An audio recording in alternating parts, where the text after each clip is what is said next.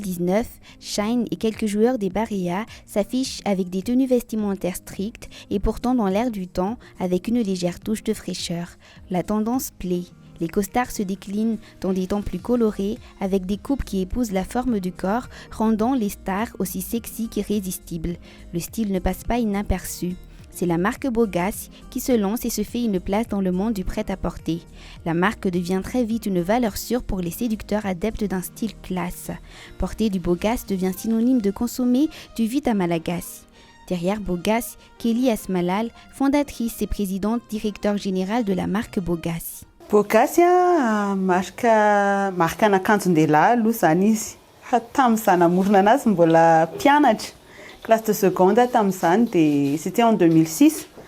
Dia anao t-shirt nampinamapinamana izay dia hoe inona ny atao anarany dia samy namomoaka ny anarany teo daholo dia ny anahy moa hoe Bogas avy amin'ny hoe Bo sy Malagasy no natambatro izany. Taty aoriana izany hoe tapitra teo amin'iny t-shirt iny zatra nataoko dia tsy nieritreritra n'intsony satria toy ny fianarana. Avy eo ny lehibe nanambady niteraka sy ny ohatran'izany dia namorona marika Cœur Vichy Fashion ho ana vehivavy bota aloha izay nampiakanjo an'ny Dinay izy vadiny Shine.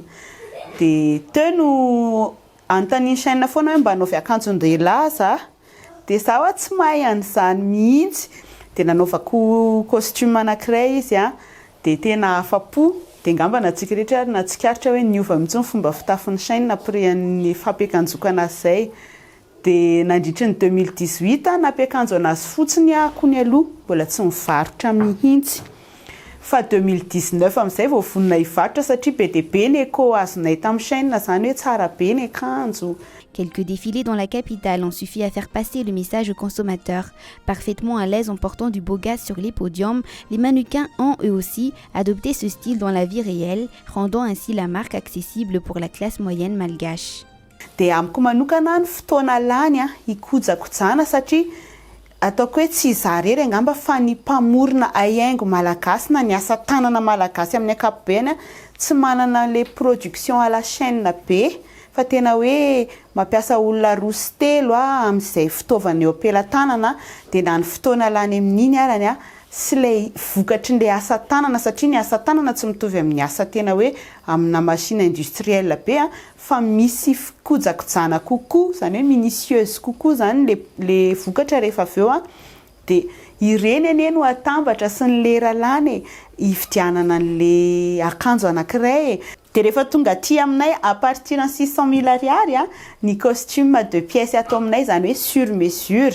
Au bout d'un an, la marque Bogas cartonne. Puis vient la Covid-19, l'urgence sanitaire et le confinement. La marque, comme bien d'autres sociétés, aurait pu en pâtir. Mais l'équipe de Kelly Asmalal a décidé d'en profiter, communiquant efficacement sur Facebook avec l'organisation d'un jeu destiné aux mannequins et qui consiste à publier une photo en tenue Bogas. Les heureux gagnants ont reçu des vêtements signés Bogas comme l'eau.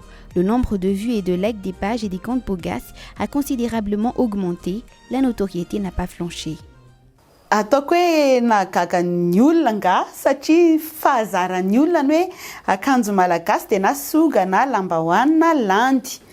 Dia tena gaga ny olona hoe ve afaka atao akanjo malagasy ihany koa na dia tsy reny ravin-damba voatonoko teo reny ara ny anarany. Dia tao anatin'iny confinement iny mihitsiny no nafantatra bebe kokoa amin'ny Bogas ny malagasy satria fomba fijeriko hoe petraka foana tao an-trano dia nanam-potoana nikirakirana ny internet sy ny Facebook. Vao vita Miam Mada Fashion omaly dia olona avy any Ioso ny tonga vao maraina tato amiko ny commande kiraro sy akanjo. Bogas se veut Vita Malagasy, même si les matières premières ne sont pas produites localement.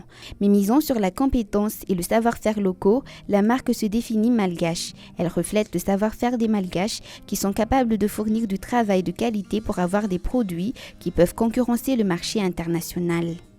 Mampiasa ny lamba rehetrarehetra mihitsy izay atao amin'ny Bogas hitanareo amin'izao. Tena hoe ny lamba rehetrarehetra fa ny mampiavaka anay ny couleur marevaka sy ny tissu izay ravin-damba izay somary miala mahazatra zany raha tena mahazatra antsika dia ny hoe mainty na marron na beige na bleu nuit ny costard dia izay mitondra ataoko hoe fahatanorana zany tao anatin'le fomba fianjaikana nomenay an'le couleur loko marevaka sy be kisarisary na ny imprimé ny avanay amin'ny maro. Miompana ho an'ny malagasy rehetrarehetra ny vokatra bogasy fa zany hoe raha tamin'izay vao nanomboka dia tena ny tanora mihitsy no nanjifa fa rehefa avy nampiakanjo ny barea ohatrany hoe nanaitra ny ataoko hoe ray mpianakaviana angamba ozy amin'ny fomba fiteny azy ny enjaika an'le bogasy dia zao efa tena ny olona rehetra mihitsiny ary efa namoaka collection an'ny vehivavy tamin'ny faran'ny volana janoary teo dia zay zany anisan'ny vaovao anay amin'ity taona ity. Comme tout entrepreneur malgache, Kelly Esmalal vit la galère de tous ceux qui investissent au pays. Mais au lieu de s'arrêter aux difficultés, elle avance des solutions. Tena tsy mora manao zavatra satria voalohany indrindra moa ny tena vehivavy dia zay mahavehivavy zay dia efa somary betsaka ihany ny sakatsakana teny antsefatsefany. Ho anahy manokana hatreto dia tena mbola mianto tena na autofinance zany no ahodiko eto fa tsy misy hoe nisy olona anankiray na matsy vola na zavatra ohatran'izany dia miaina amin'izay akora misy eto an-toerana akony satria tsy mbola manana fahefa-mividy hoe anafatra be dia be avy any ivelany. Misy fotoana ny tena olanay mpanjaitra dia ny jiro aloha zany fatapahany jiro iangaviana mba ho tonga any amin'ny tompon'andraikitra satria dia tena lasa ady lava amin'ny client manjo satria lasa ohatrany hoe mpandainga ianao na tsy matotra nefa ny jiro indraindray ty aminay adiny 4 adiny 9 tapaka.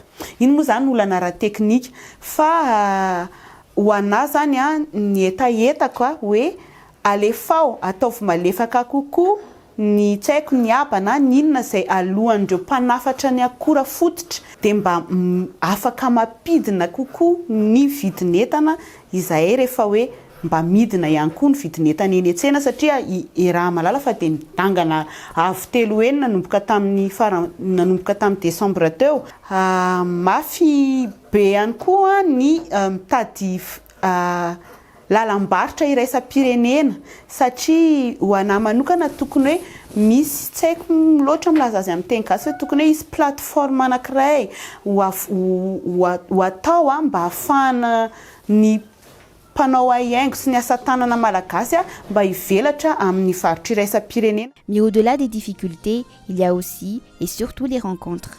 De belles rencontres qui deviennent des souvenirs à se rappeler, à raconter.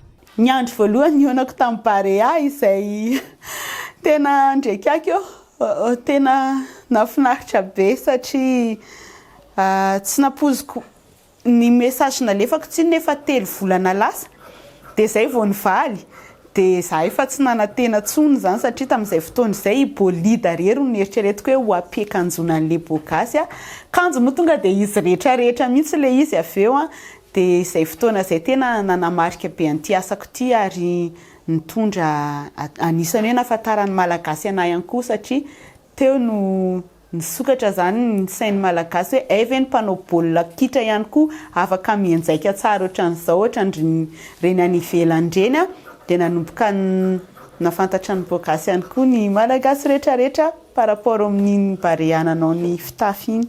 Aujourd'hui, Kelly Esmalal ne veut pas seulement habiller les hommes et les beaux gosses, ceux qui l'ont fait connaître. Elle continue d'habiller les femmes qui lui ont fait confiance à ses débuts avec Curvy Chic. Elle veut aussi lancer une ligne pour enfants, Baby Boss. Et tout récemment, dans le cadre de l'événement Miami Mada Fashion, la styliste a aussi montré qu'elle peut habiller de façon chic les pieds de ces messieurs. Des chaussures chic, sur mesure qui iront bien avec les costards bogassi.